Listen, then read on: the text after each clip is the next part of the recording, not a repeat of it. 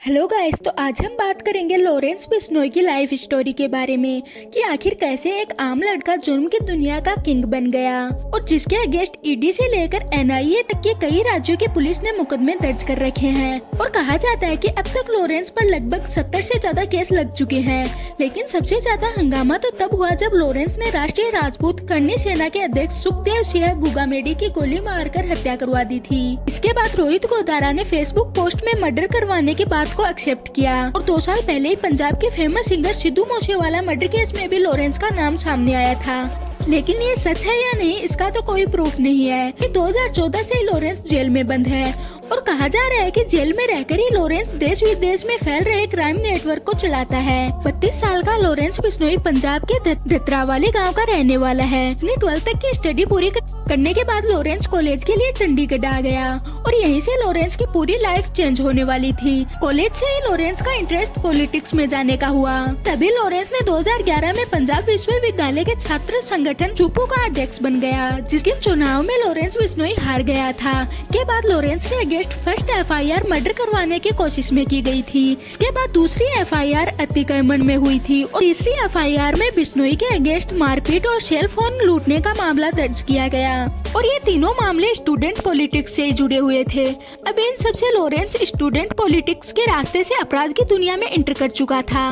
लेकिन अब लॉरेंस का कहना यह था कि उन पर जो भी एलिगेशन लगाए गए हैं वो सारे गलत हैं और उन्हें फंसाया जा रहा है। 2015 में लॉरेंस माहौली के पास पुलिस रियासत से भाग जाता है और हथियार खरीद कर ला रहा होता है, लेकिन बीच में ही वह पकड़ा जाता है। इसके बाद में इंटरव्यू में जब लॉरेंस से पूछा जाता है तो लॉरेंस बताता है कि मेरे बुआ के लड़के को बेवजह मारा गया था और उसका बदला लेने के लिए ही मैं जेल से भागा था। अब सवाल यह उठता है कि जब 18 साल का लड़का जेल में जाता है तो वो जेल में रहकर ही इतना बड़ा गैंगस्टर कैसे बन गया। इस पर लॉरेंस ने इंटरव्यू में बताया कि जेल में कुछ लोग थे जो कि उसे दबाने की कोशिश करते थे, लेकिन हम दबे नहीं। वहीं से गैंग वॉर और ज्यादा बढ़ता चला गया। कुछ लोगों का तो यह भी मानना है कि लॉरेंस के कॉलेज में एक जीएफ थी जिसे लॉरेंस के अगेंस्ट वाली पार्टी ने जिंदा जला दिया और उसे एक्सीडेंट का नाम दे दिया। इसी का बदला लेने के लिए लॉरेंस ने ये सब कुछ किया, लेकिन यह इन्फॉर्मेशन गलत बताई जा रही है क्योंकि लॉरेंस के वकील ने इसे एक फेक स्टोरी बताई है। लॉरेंस ने जब चुनाव लड़ा तो वह हार गया था। उसके बाद दोनों पार्टियों के बीच लड़ाइयाँ हुई, जिस कारण लॉरेंस जेल में गया था। इसके बाद लॉरेंस पर केस लगते गए, जिससे वह कभी जेल से बाहर ही नहीं आ पाया। लॉरेंस बिश्नोई ने जेल में रहकर ही इनलीगल काम करने शुरू कर दिए, लेकिन नेशनल लेवल पर लॉरेंस बिश्नोई का नाम तब उछला जब 2018 में उसके टीम पार्टनर शपथ नेहरा को पकड़ा गया।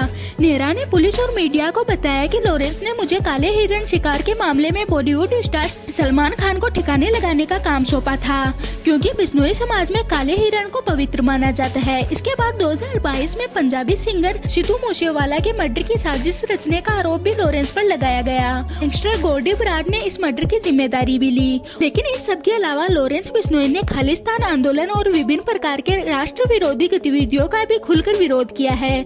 लॉरेंस ने अपने इंटरव्यू में बताया कि हमें आतंकवादी बताया जा रहा है, लेकिन हम आतंकवादी नहीं है, न ही हमने कभी अपने देश के खिलाफ कोई काम किया है। और लोग देश विरोधी गतिविधियाँ करते हैं, हम भी उनके अगेंस्ट ही है। अगर हमें मौका मिला तो हम देश के काम ही आएंगे। अभी भी लॉरेंस बिश्नोई जेल में बंद है, तो उन पर लगभग 80 से ज्यादा केस लगे हुए हैं। आज की हमारी वीडियो यहीं तक की थी। आई होप कि आज की हमारी वीडियो आपको पसंद आई होगी। अब हम मिलते हैं किसी और वीडियो के साथ।